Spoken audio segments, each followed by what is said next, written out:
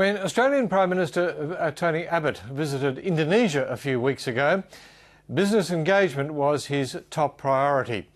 But according to experts who addressed a conference of Australian and Indonesian youth in Canberra, Australia is being left behind, and if business does not act soon, it will be too late to catch up with the likes of Japan, Korea and France. Two of the speakers were young Indonesian finance expert Harsha Prasetyo and Debnat Gururoy, Regional Director for Asia Pacific for the Roy Morgan Research Group. They spoke to political editor Catherine McGrath. Harsha Prasetyo, Debnat Gururoy, thank you very much for speaking to us. Pleasure. Harsha, you're working in the finance sector in Jakarta.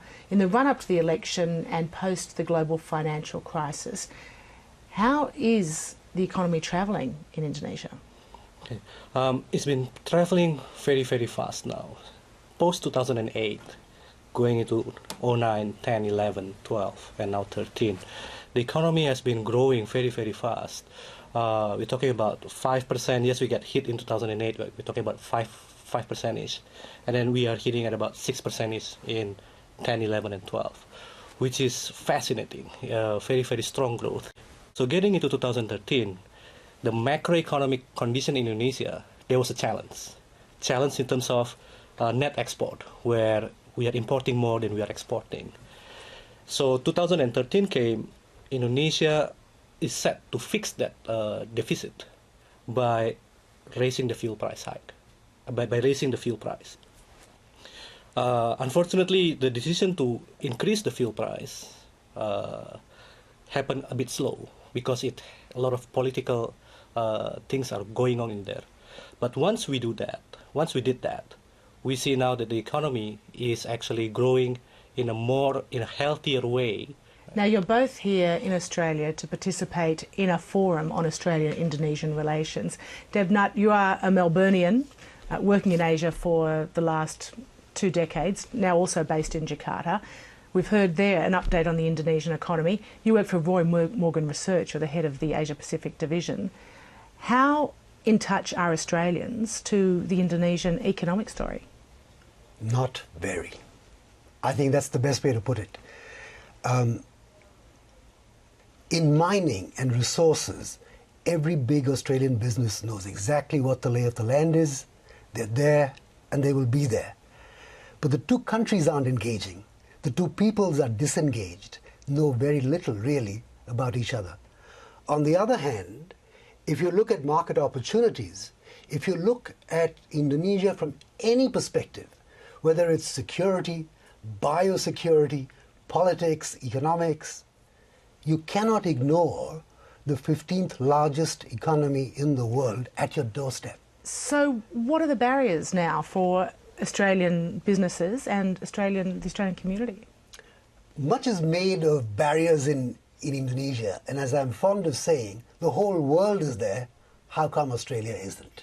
Really? So what other countries are doing better than Australia? So if you take, for example, a country like France, they have no connection geographically, culturally, historically with Indonesia.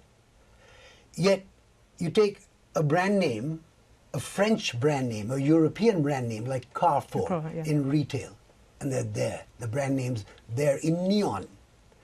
You have Peugeot now trying to build their market share, and that's big business. You know, a car company entering a new market. You've got Total, the French oil company, not just in exploration, but then in retail, in petrol retail. And you see Total all over Jakarta today and beyond. So what are Australian businesses doing wrong if they're not there as well? To be very honest, I think life's very good in Australia. Life's kind of hard when you work the marketplace in Indonesia. I can see this for myself because after doing 3 weeks in Jakarta, I sort of want to come back to my Melbourne home. I understand that. But we've got to stop saying that it's too hard, because we have a neighbor with whom we have issues that are historically built on ignorance or fear or both. We need to engage. Harsha, what's your view? If Carrefour is there, where is Coles, right? If Carrefour is there, where is Woolworths, for example, right? It is something that Australians are currently missing out.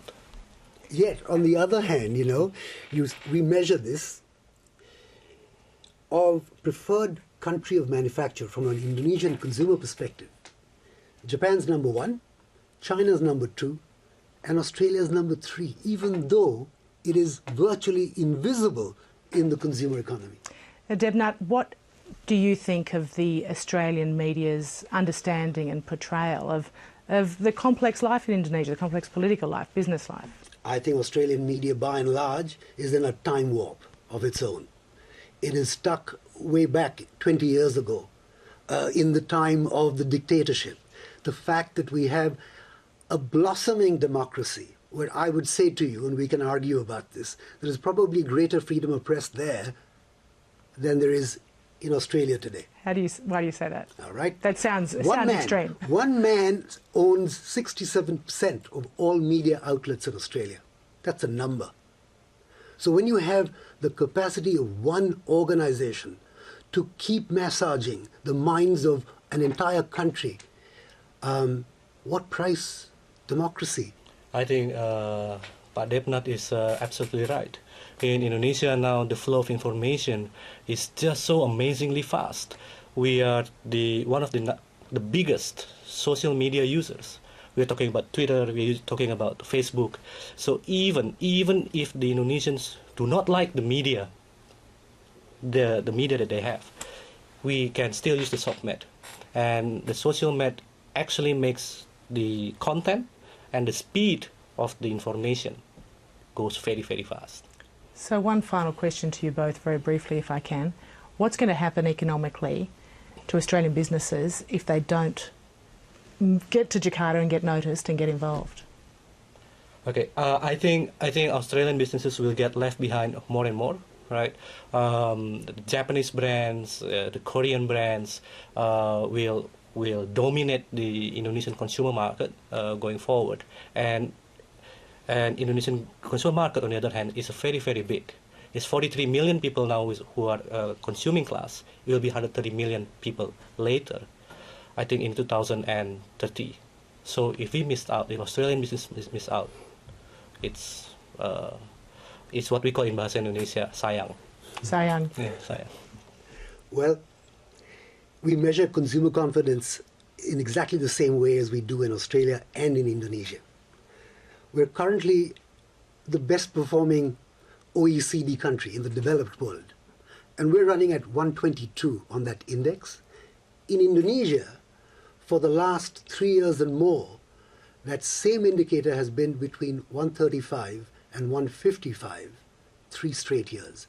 And despite the fuel price hike of June, that's amazing. That tells you the voracious appetite of the Indonesian consumer, no matter what. Harsha Prasetyo, Debnat Gurroy, thank you very much for speaking to us this evening. Pleasure. Pleasure.